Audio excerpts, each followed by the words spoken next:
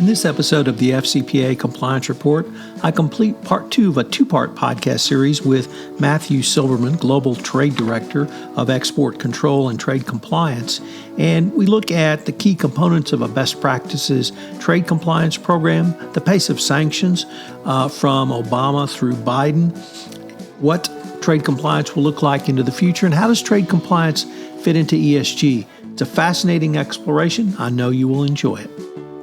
If you did get the chance to do so, I would suggest you go back and listen to episode 570, which is part 1 of Matt Silverman's 2-part podcast series. We go into Matt's professional background, how he got into trade compliance, and what is trade compliance. Matt, I'd now like to turn to OFAC, BIS, and trade compliance programs. In the summer of 2019, OFAC issued, for the first time I'm aware of, its version of a best practices compliance program. And obviously it's focused on its remit, export control, but I found it extraordinarily useful in a wide variety of other compliance disciplines. Obviously anti-bribery, anti-corruption, but also anti-money laundering.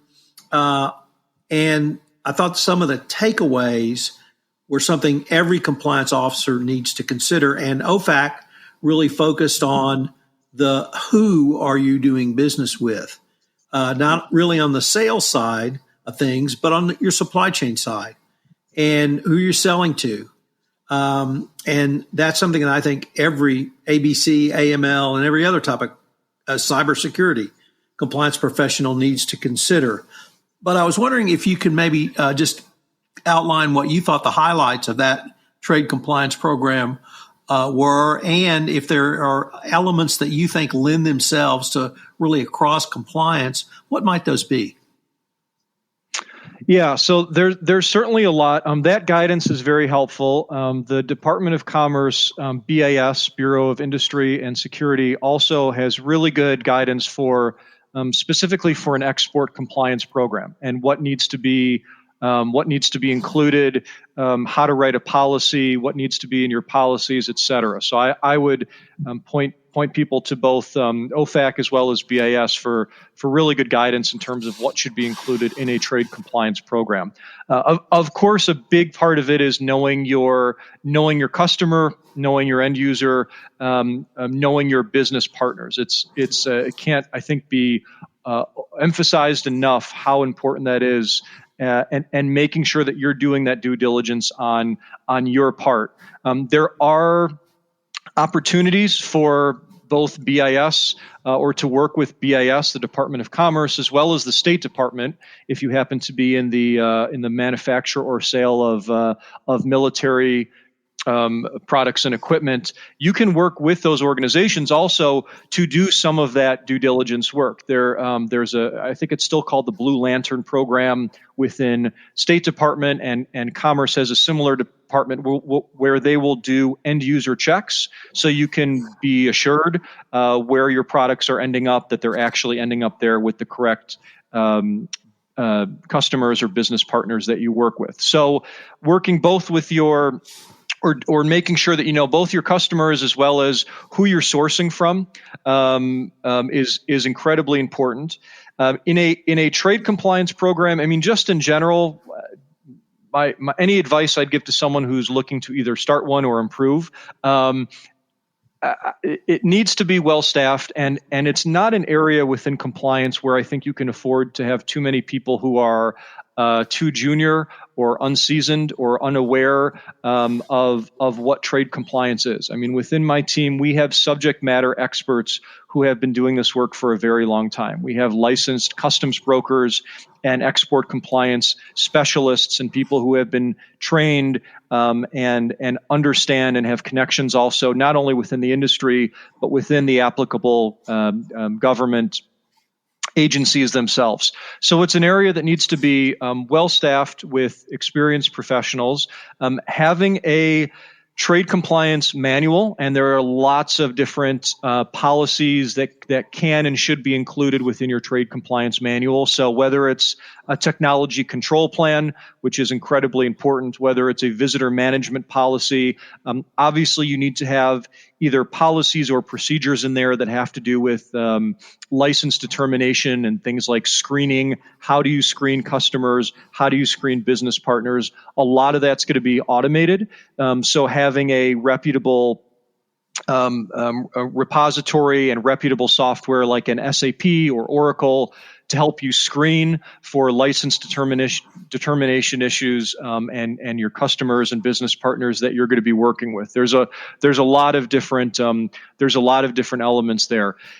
In terms of kind of more generally being proactive and working with the business and doing training proactively within trade compliance, I think makes for a very good trade compliance program, and it's something that is expected not only from Commerce and State Department, but also from the Department of Justice as well. There's a lot of information out there from the DOJ, who has some scope of export enforcement authority when they look at things like how you are training people within your business. Are they well trained? Do they understand trade compliance? Not just your trade professionals. I mean, hopefully your trade compliance professionals, your subject matter experts have been trained and understand their jobs, but also how do you train the business? How do sales and procurement and even HR, when you start talking about deemed export issues, how do all those different functional groups really understand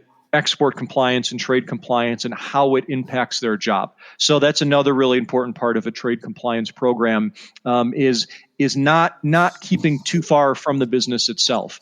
In many ways, trade compliance does not operate in a vacuum. There is a lot of interaction with the business. So having those policies and procedures, not just on paper, not just on your intranet site, but making sure that they are rolled out to the business, that your salespeople, your HR people, your engineers are trained on them and understand how do their jobs impact trade compliance and vice versa is I think an incredibly important part of a trade compliance program. So Matt, let me turn to perhaps that veiled land of the future. And I think I started off talking about why I think trade compliance became more important and certainly more, what's the right phrase? Not public, but prominent during the Trump administration. And then, of course, we had COVID-19, and we had massive supply chain disruptions. We had massive amounts of PPE coming into the country, and a wide variety of other items and products to help deal with the COVID-19. Now, hopefully we're out of that and moving to whatever the current new normal is now. But it strikes me that after the buildup of sanctions starting under the Obama administration, certainly under the Trump administration, and frankly, continuing under the Biden administration, that trade compliance will be even more important in the future. So if you agree with that assessment, what would you tell a young professional, either a lawyer coming out of law school or a business school grad or someone who maybe took some compliance courses, about looking at trade compliance as really one of the most dynamic areas of compliance? And you've talked about the four general areas. We really didn't even get to the policy aspect that you've worked on early in your career, but why it really may be one of the most exciting compliance areas around. Yeah, it is. So it's an always changing area. It's very dynamic. I would say to a young professional or a young lawyer or a young compliance professional, I would, of course, encourage them to go into it, because I think it's only going to get, for the better or worse, a more dynamic and interesting with this administration, but even going forward, with geopolitical developments with Russia and China especially. It's really an area I think of law and of compliance where there's so much really to delve into. I think if I had to give some advice to a young trade compliance professional, it would be a couple things. Well, one is, especially because of what's happened with COVID-19 and changes to the supply chain and issues like that, it is really, I think, more important than ever for trade professionals to know their business very well. So you can be an expert on the laws and be able to recite the regulations and have all the right government connections, and that's great. But if you don't understand your business, if you don't know what products you make and the technologies that you have, if you don't understand how your supply chain works and who you source from, and I don't just mean this in terms of know your customer for compliance reasons, I mean just being able to have those conversations internally with your sales folks or your supply chain folks. When it comes to, we need to change our supply chain. We need to start sourcing from this country or this party instead. And they're looking to you now for compliance advice and for approval. And you can be not only the person who gives that, but you can also be a proactive member. I think that it's important within compliance, obviously. Whether you're in trade compliance or another form of compliance, we often get looked at as the roadblock, as the piece of the organization that's there to say no, that the business comes with a concern.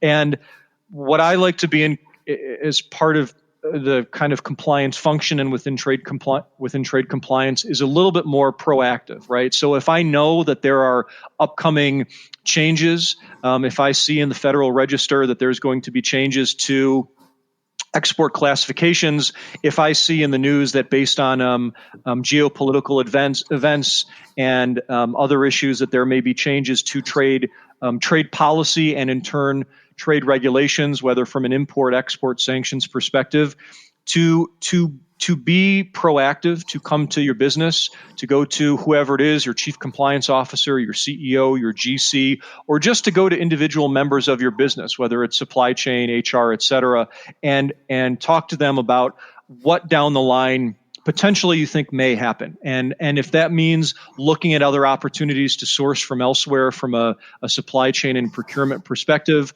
whether it means, we saw under the Trump administration, I mean, at least in the area that I worked, and if others who are listening who are in my same area disagree, but we saw a huge, really a drastic change in terms of deemed export licenses that were being approved. We could not get approval to hire for example, a Chinese national, a Russian national, many other nationalities to work on export controlled products or technologies. And that was a huge impact on our business, and being able to work, for example, with HR ahead of time and kind of give them a forecast of when do we expect this to change? How is this going to impact our hiring going forward? We haven't yet seen a change in the Biden administration, but we're expecting that that may be coming down the line. So I'd say to young trade compliance professionals, as important it is to know the law, it's equally important, if not more so, to really understand your business, to be proactive, to not necessarily wait to make sure that the people within the organization are trained so that they know what questions and issues to approach you with, but also to be very proactive in terms of working with the business and trying to forecast a little bit what may be coming down the line and how it may impact the business. But like you said, it is a really exciting and dynamic area. If you're into geopolitics, if you're into the law, whether it's the black letter law or policy issues, there's a lot that's always changing in a really exciting area to work in. And like I said before, now having more visibility, now that trade compliance is a little more sexier, if I can say, and has a lot more visibility at an upper level of the organization. It's a really fun area to work in, to get that visibility and to get that appreciation and understanding from the business that you're there to help the business to the extent you can, but you're there to protect the business, to protect the employees, to make sure that we don't have serious fines, no one goes to jail, all those things. I think it's a much more appreciated part of compliance now. We'll be right back with more from Matt Silverman after this message.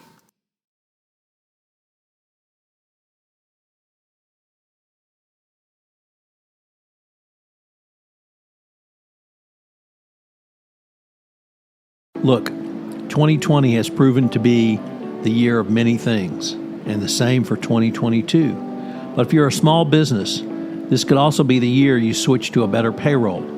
Gusto wasn't just built for small businesses, it was built for the people behind them. Their online payroll is easy to use.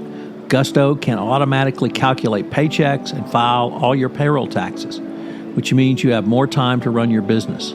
Plus, Gusto does way more than payroll. Gusto helps with time tracking, health insurance, 401ks, onboarding, commuter benefits, offer letters, access to HR experts. You get the idea. It's super easy to set up and get started. If you're moving from another provider, they can transfer all your data for you. It's no surprise that 94% of customers are likely to recommend Gusto. And here's the best part. Because you're a listener to this podcast, you get 3 months totally free. All you have to do is go to gusto.com/compliance. That's gusto.com/compliance. I'm telling you, you're going to love Gusto. Get started today.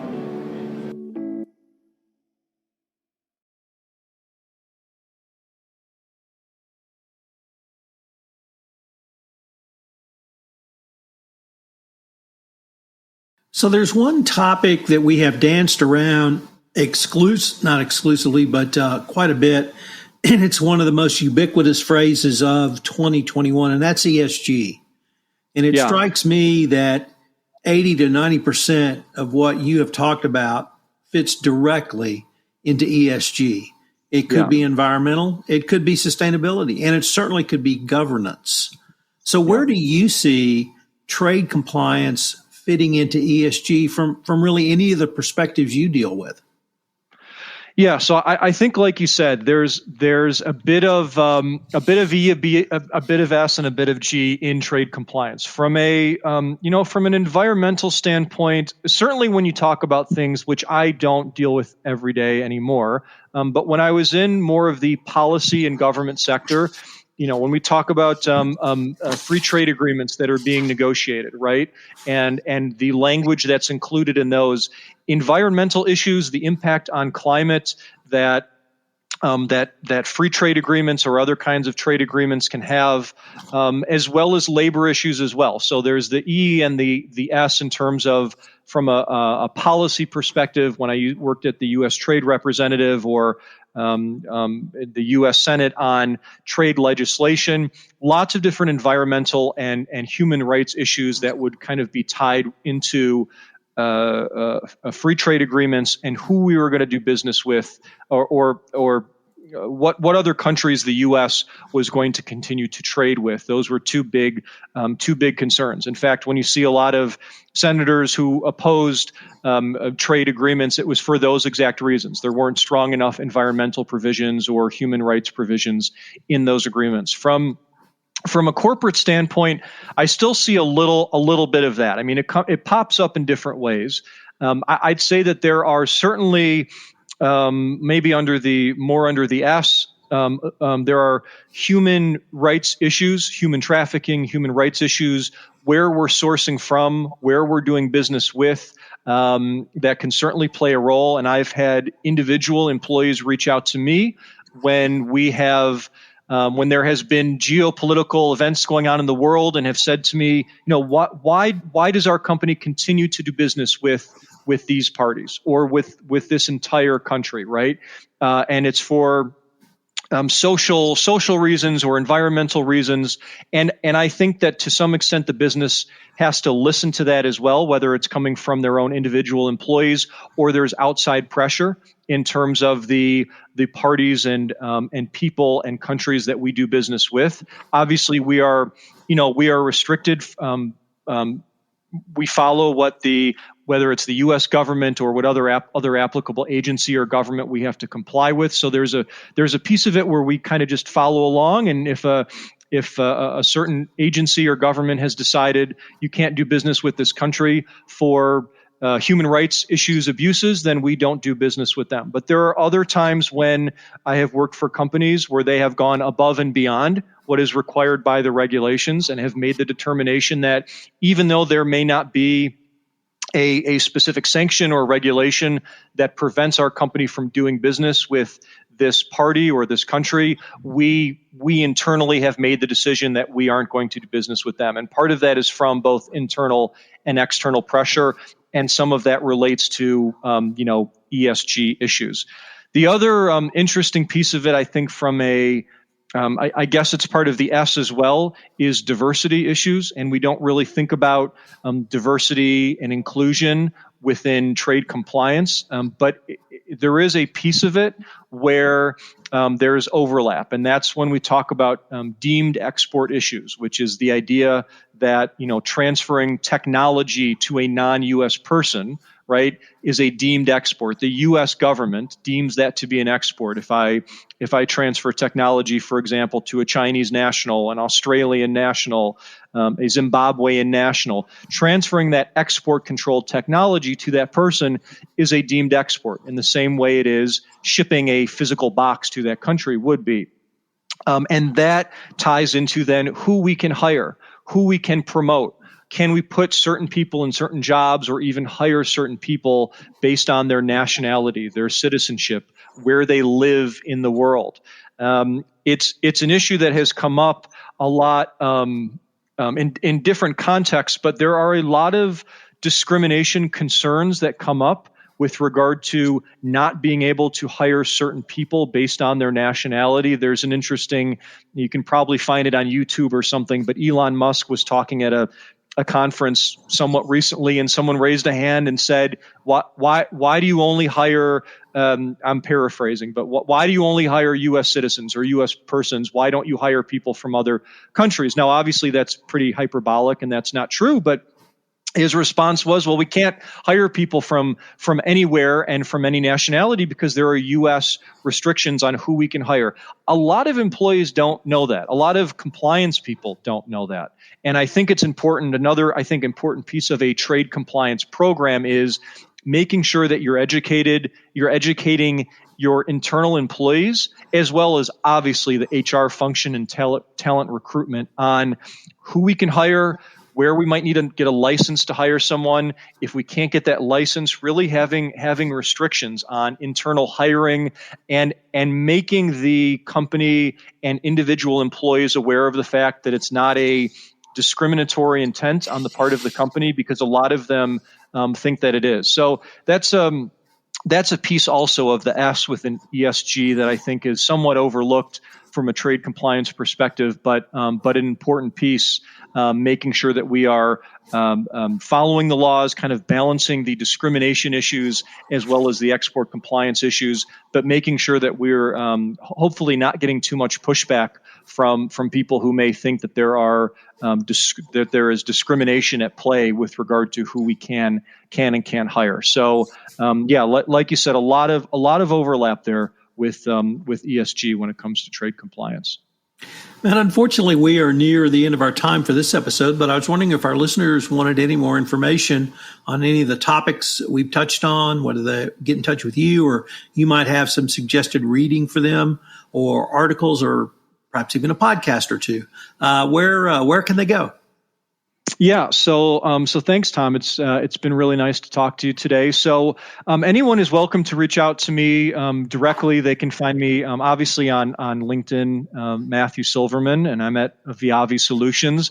You can also contact me directly, matthew.silverman@viavisolutions.com. There is really, I think, a wealth of information out there for the trade compliance professional or anyone looking to get a little more information.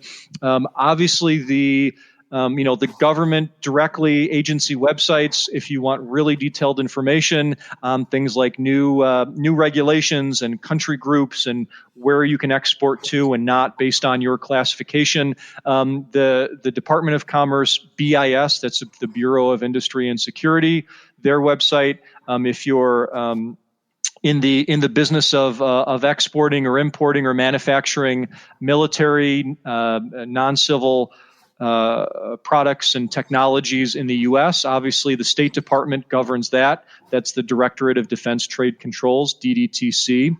And then just kind of more generally to get more information, there is a really good site that I guess plug. It's the International Trade blog. And the website is shippingsolutions.com, and they offer a lot of really good input, both from a logistical standpoint as well as some of the kind of larger issues I talked about today in terms of compliance and trade programs and what they should look like. And then the ICPA, International Compliance Professional Association, as well as SIA, the Society for International Affairs, they both offer a wealth of webinars and courses, and if you become a member, conferences and things like that I've attended, spoken at, and I think that those are great organizations. Almost every large law firm now, there's lots of boutique firms, but almost every large reputable law firm now has some kind of newsletter that you can usually get on the membership list to and get a daily or even weekly kind of update with what's going on in the world of international trade compliance. So listeners are welcome to reach out directly to me for any questions or issues, or if I said anything they disagree with or liked or loved on this podcast, feel free to reach out. I'm always looking to grow my network and meet other trade compliance professionals. And yeah, those are some other really good, I think resources for either the beginner or experienced professional to take a look at. So, Matt, this has been great. I know I'm going to call upon you again to perhaps do this again. I judge the value of a podcast by how much I learned, and I learned a lot. So good. I'm sure the audience will as well. And I wanted to thank you and look forward to continuing the conversation. Yeah, thanks, Tom. I really appreciate the invitation to come on today. I'll look forward to talking to you in the future, and thank you again so much. This is Tom Fox again. I hope you've enjoyed this special two-part podcast series where I interviewed Matt Silverman. We took a deep dive into trade and export compliance. We premiered a couple of new podcasts on the Compliance Podcast Network in October. Karsten Tams and I take a look at design thinking and how this social engineering tool can be used by a compliance professional. And on a passion project, I'm doing the Hill Country podcast. In our initial episode, I visit with Kathy Ragsdale, the matriarch of Camp Stewart for Boys, located just outside of Hunt, Texas. So check out these podcasts along with the 70 other podcasts now appearing on the Compliance Podcast Network. This podcast is a part of the C-Suite Radio Network. For more top business podcasts, visit c-suiteradio.com.